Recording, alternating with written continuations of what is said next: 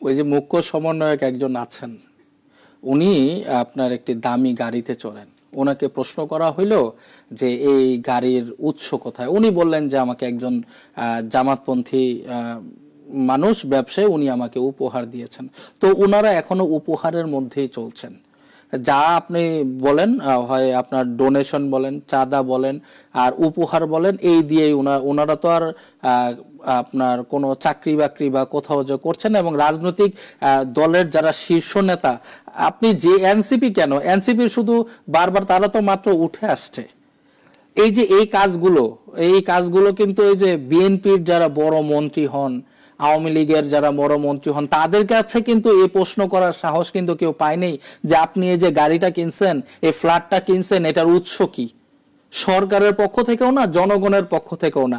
শুধু এই এনসিপি কেই তোলা হচ্ছে কেন? তারা এই যে ছাত্র থেকে উঠে আসছে, তাদেরকে একটু নরম পাওয়া গেছে। তারাও যখন একসময় পাওয়ারফুল হবে, আপনি দেখেন এই যে সার্জিসে যে শোডাউনটা করলো, তাকে জিজ্ঞেস করা হয়েছে যে এত টাকা কোথায় পাইলেন, বললো যে আমি নানার বাড়ি জমিদার, বা যাই হোক, যাই কিছু বলছেন। তো অর্থের উৎস এনসিপি দেখেই করতে পারছে। জামাতকে কিন্তু কেউ প্রশ্ন করছে না, বিএনপিকে কেউ প্রশ্ন করছে না, আর আওয়ামী লীগকে কেউ তো ধারে কাছেই ভিড়তে পারতো না।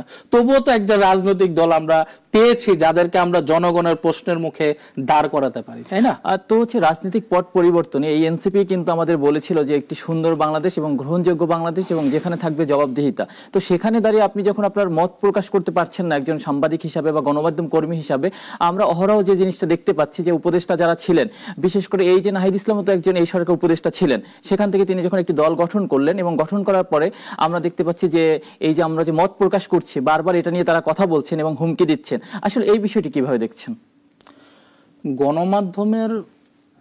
গণমাধ্যমের মুখ বন্ধ করার স্বভাব তো আর নতুন না। আর আমাদের গণমাধ্যমের মধ্যেও তো অনেক গ্রুপিং আছে। কেউ আওয়ামী মাইন্ডেড আছে, কেউ বিএনপি মাইন্ডেড আছে। এক একজনের মাইন্ড নিয়ে এক একজন চলে। গণমাধ্যম কর্মী শুধু ঢালাও হবে গণমাধ্যম কর্মী বললে তো হয় না। নিরপেক্ষ গণমাধ্যম কর্মী কয়জন? নিরপেক্ষতার সাথে একদম সলিড, যেটা দেখবে, যেটা বিশ্লেষণ করবে যে না আমার অনুসন্ধান এটা ঠিক আছে, এমন গণমাধ্যম কর্মীর সংখ্যা কিন্তু খুবই কম। তবুও আপনার গণমাধ্যমের যে স্বাধীনতা, এই স্বাধীনতাটাকে যে হস্তক্ষেপ, সেদিন আমি বলেছি যে আসলে পুরাতন নতুন বোতলে ঢালা ছাড়া আর কিছুই না। কারণ হচ্ছে আপনি গণমাধ্যমের হাত পা বেঁধে দিবেন, গণমাধ্যমে কোনো কিছু বললেই তাদের, এই যে একজন গণমাধ্যম কর্মী, তাকে এই যে প্রকাশ্যে কুপিয়ে হত্যা করা হয়েছে, মানে কেন? তিনি চাঁদাবাজের ভিডিও উনি ধারণ করেছিলেন, এই কারণে তাকে হত্যা করা হয়েছে। যদিও কিন্তু একদিন পরে কিন্তু পুলিশ এবং অন্যান্য তারা কিন্তু অর্থাৎ বিএনপির উপরে যেন কোনো মানে প্রভাব না পড়ে, তাদের গায়ে যেন কোনো ময়লা না পড়ে, এই কারণে এখন এটা চেষ্টা চালানো হচ্ছে অন্য কিছুতে। যাই হোক আপনার, তবে দিন শেষে গণমাধ্যমে যারা কাজ করেন তাদেরকেও হতে হবে নিরপেক্ষ। আবার গণমাধ্যমের যারা কাজ করছেন তাদেরকে নিরপেক্ষভাবে কাজ করার স্বাধীনতা দিতে হবে। আমাদের গণমাধ্যম যারা আমরা কাজ করছি, আমাদের জন্য যে আইন প্রণয়ন করছে, একটা সময় তো এটা ছিল না। একটা সময় কিন্তু গণমাধ্যম কর্মীরা কিন্তু স্বাধীনই ছিল। তারপরে এই যে আইসিটি অ্যাক্ট করা হলো, এই যে আইসিটি অ্যাক্টের মাধ্যমে গণমাধ্যমের মুখটাকে বন্ধ করার জন্য যে একটা আইন করা হলো, অনেকটা তিক্ততার সাথেই করা হয়েছে।